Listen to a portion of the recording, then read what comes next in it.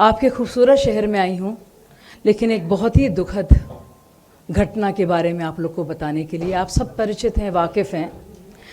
साथियों, हमारे देश के ज़मीर पर एक बहुत बड़ा धब्बा, एक बहुत बड़ा कलंक है जो हुआ है कोलकाता में। मैं जानती हूँ इस वक्त भी भोपाल में भी, एम्स में मैं पता चला मुझे, और यहाँ के निजी अस्पतालों में भी किस तरह से सारे डॉक्टर स्ट्राइक पर हैं। एक इसको ममता सरकार की निर्ममता की पराकाष्ठा आप ये देखिए कि कैसे बलात्कारियों को भी, बलात्कारी नहीं कहूँगी, उन राक्षसों को किस तरह से संरक्षण दिया जा रहा है। और ये रिकॉर्ड पुराना है, हमें याद है क्या हुआ शाहजहां शेख के साथ। 40 दिन पुलिस ढूंढती रही, लेकिन शेख शाहजहां जो थे ऐसी कहीं जगह पे थे जिन्हें ढूंढ नहीं पाई।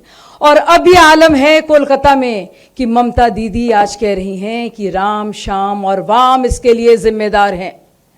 यानी कि अभी जितना बैर आपको भगवान राम से, कि आप इसमें भी भगवान राम का नाम ला रही हैं। बहुत ही शर्मसार करते हैं उनके शब्द हम सबको, हर एक भारतीय को। और भगवान राम सब जानते हैं कि सिर्फ भाजपा के नहीं हैं, पूरे देश के हैं। और एक मुसलमान होने के नाते मैं आपको बता दूं, और आप जानते भी हैं, अल्लामा इकबाल के वो शब्द, वो अल्फाज है, राम के वजूद पर है हिंदुस्तान को नाज, अहले नज़र समझते हैं उनको इमाम हिंद। तो आप इमाम हिंद का नाम ला रही हैं, आप भगवान राम का नाम ला रही हैं, आप शाम का नाम ला रही हैं। आप ये नहीं बता रही हैं कि वो नियुक्ति किसने की थी, वो प्रिंसिपल क्या कर रहा था, उसको बर्खास्त पहले क्यों नहीं किया गया और उसको फौरन एक और जगह क्यों नियुक्त किया गया, सीसीटीवी कैमरा क्यों नहीं चल रहे थे, उस लड़की पर इल्ज़ाम क्यों लगाए जा रहे थे कि वो देर में क्यों है, और सीसीटीवी कैमरा जो बाहर से दिखाता है कि एक शख्स नहीं बल्कि और ज़्यादा शख्स थे। जो घिनौने किस्म के जो तथ्य सामने आए हैं, आप सोचिए साथियों, एक महिला होने के नाते तो एक बात है, लेकिन एक इंसान होने के नाते जो हैवानियत और बर्बरता हमने देखी है कोलकाता में, देश सदमे में है। साथियों, 2012 निर्भया आंदोलन, मैं सड़कों पर थी, हमने देखा था। मैं अस्पताल में थी जब निर्भया की जो सर्जरी हुई थी, उसके बाद जो डॉक्टर्स, 4 डॉक्टर्स थे जो ब्रीफ कर रहे थे, मुझसे कहा थे आप चुपचाप बैठिए, तो मैं चुपचाप अलग बैठी हुई थी। तब मैं एक आंदोलन का हिस्सा थी, आप सब जानते हैं। तो और जो मैंने सुना था ना साथियों, आप भी होते तो वो सदमा जाता नहीं छोड़कर, लेकिन हम सबको पता चला क्या तथ्य है। अब साथियों, फ़र्क ये है, और आप लोग सवाल ये पूछेंगे, आप लोग ये पूछेंगे कि भाई आप इस पर क्यों जिक्र कर रही हैं।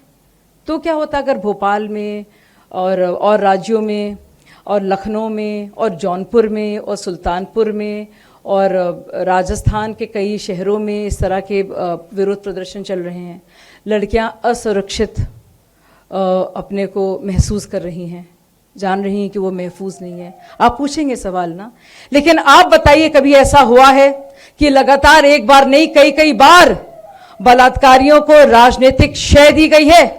आपने कभी सुना है ऐसे वाक्य का जब उस बच्ची के माँ बाप को फोन किया जाता है और ये बताया जाता है सोच समझ कर कि वो सुसाइड है, 3 घंटे तक वो पार्थिव शरीर को नहीं देख पाते। और ना सिर्फ ये, आप सोचिए किस तरह से सबूतों को नष्ट करने के लिए वो सरकारी अस्पताल में रेनोवेशन का काम शुरू हो जाता है। ना सिर्फ ये साथियों, बाकायदा कुछ लोग आते हैं और हुड़दंग करते हैं और सर्वर रूम में चले जाते हैं और जो डीवीआर को हटाने की कोशिश करते हैं। बहुत हमने साथियों, बहुत ही इस तरह के जो वाकये होते हैं शर्मसार करते हैं। बहुत ही अफसोस होता है कि हमारे सरजमी पर ऐसे राक्षस रहते हैं और भेड़िए घूमते हैं। लेकिन साथियों, इस तरह से आपने कभी सुना है कि वो महिला जो खुद एकमात्र महिला मुख्यमंत्री है, उसके सबसे ज़्यादा महिला सांसद हैं, बाकायदा रेपिस्ट और बलात्कारियों को ना सिर्फ राजनीतिक शय और संरक्षण दे रही हैं, बल्कि इसके लिए कह रही जो तिरंगा लेके घूम रहे हैं, जो राम और शाम वाले हैं, वो इसके लिए जिम्मेदार हैं।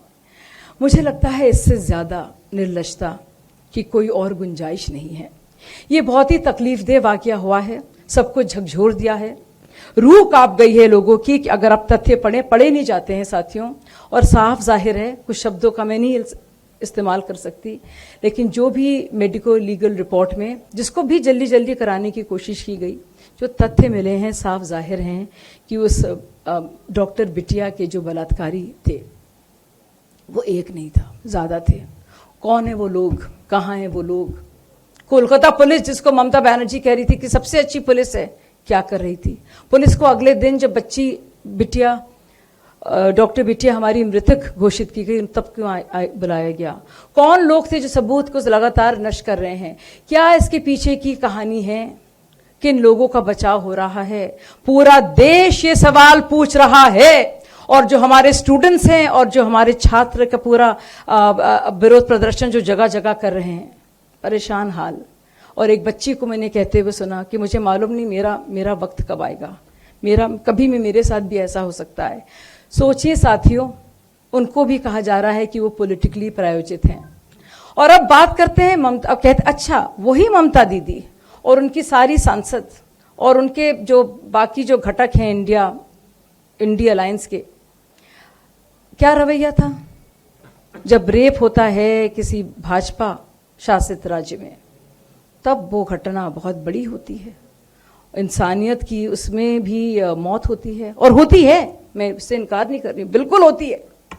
लेकिन क्या आप ये देखकर बात करेंगी और मुंह खोलेंगी और महिलाओं के लिए इंसाफ की बात करेंगी और बलात्कार के खिलाफ आवाज उठाएंगी, जब आप पहले से देखेंगी कि कौन सा राज्य है, इस पे किसका शासन है, जो पीड़िता है, चाहे वो मृतक हो या जीवित हो, सर्वाइवर हो या विक्टिम हो, उसकी क्या जाति है, उसका क्या धर्म है, लोग थे जो सबूत को लगातार नष्ट कर रहे हैं। क्या इसके पीछे की कहानी है? किन लोगों का बचाव हो रहा है? पूरा देश ये सवाल पूछ रहा है, और जो हमारे स्टूडेंट्स हैं और जो हमारे छात्र का पूरा विरोध प्रदर्शन जो जगह जगह कर रहे हैं, परेशान हाल। और एक बच्ची को मैंने कहते हुए सुना कि मुझे मालूम नहीं मेरा वक्त कब आएगा, कभी भी मेरे साथ भी ऐसा हो सकता है। सोचिए साथियों, उनको भी कहा जा रहा है कि वो पॉलिटिकली प्रायोजित हैं। और अब बात करते हैं ममता, अब कहते अच्छा वही ममता दीदी और उनकी सारी सांसद और उनके जो बाकी जो घटक हैं इंडिया अलायंस के, क्या रवैया था जब रेप होता है किसी भाजपा शासित राज्य में? तब वो घटना बहुत बड़ी होती है, इंसानियत की उसमें भी मौत होती है, और होती है, मैं इससे इनकार नहीं कर रही, बिल्कुल होती है। लेकिन क्या आप ये देखकर बात करेंगी और मुंह खोलेंगी और महिलाओं के लिए इंसाफ की बात करेंगी और बलात्कार के खिलाफ आवाज उठाएंगी, जब आप पहले से देखेंगी कि कौन सा राज्य है, इस पे किसका शासन है, जो पीड़िता है, चाहे वो मृतक हो या जीवित हो, सर्वाइवर हो या विक्टिम हो, उसकी क्या जाति है, उसका क्या धर्म है, और जिसने उसको रेप किया है वो किस पॉलिटिकल पार्टी से एफिलिएटेड है, किस जात, उसकी जात क्या है, उसका धर्म क्या है। साथियों, आप सब लोग भूल जाइए कि भाजपा या कांग्रेस या टीएमसी की बात है, भूल जाइए कि हम लोग पत्रकार हैं, पॉलिटिशियन हैं, इंजीनियर हैं, डॉक्टर हैं, भूल जाइए। सोचिए आप इस वक्त, सिर्फ और सिर्फ इस वक्त, कि उस माँ और बाप पर क्या गुजरी होगी उस दृश्य को देखकर जो उन्होंने देखा अपनी बेटी का। साथियों, निर्भया आंदोलन में 2012 में हम लोग सड़कों पर थे, बहुत ही तकलीफदेह वक्त था वो, लेकिन फौरन काम हुआ, कानून बदला गया। लेकिन मैंने कभी भी पहले ऐसे नहीं देखा, हाँ सुने ही मैंने बहुत सारी बातें, मैंने देखा किस तरह से कन्नौज में जो वाकया हुआ है उसको लेकर बाकायदा जिस पर इल्ज़ाम लगे हैं उसके बारे में क्या कहा जा रहा है, उसको बचाने की क्या क्या कोशिशें की जा रही हैं, जिनको एक वक्त अखिलेश यादव के राज्य में मिनी सीएम भी कहा जाता था, इतना उनका दबदबा था। मैंने ये भी देखा कि अवधेश प्रसाद जी के प्रिय साथी मोहित खान साहब, जिनके साथ उनके अनेक फोटोग्राफ्स हैं, उनके बारे में जब बात आती है और 12 साल की बच्ची के साथ ना सिर्फ बलात्कार बल्कि उसको गर्भवती जब बना दिया जाता है, उस पर उनको डराने धमकाने की कैसे बातें सामने आती हैं। और तो और अखिलेश यादव ये तक कहते हैं कि पैटर्निटी टेस्ट होना चाहिए, यानी वो बच्ची झूठ बोल रही है, उसके माँ बाप झूठ बोल रहे हैं। साथियों, ये है असली चरित्र इंडिया अलायंस का। मैं ये नहीं कह रही कि और राज्यों में सब कुछ सही है।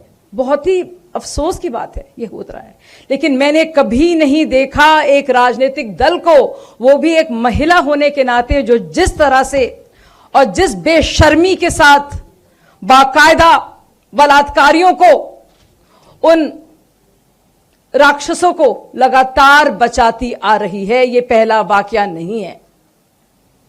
धन्यवाद साथियों। मैं आग्रह करूंगा एक एक करके सवाल लेते हैं। पहले योगेन जी आपसे शुरू करते हैं, सबसे सवाल लेंगे। Thank you Yogen ji.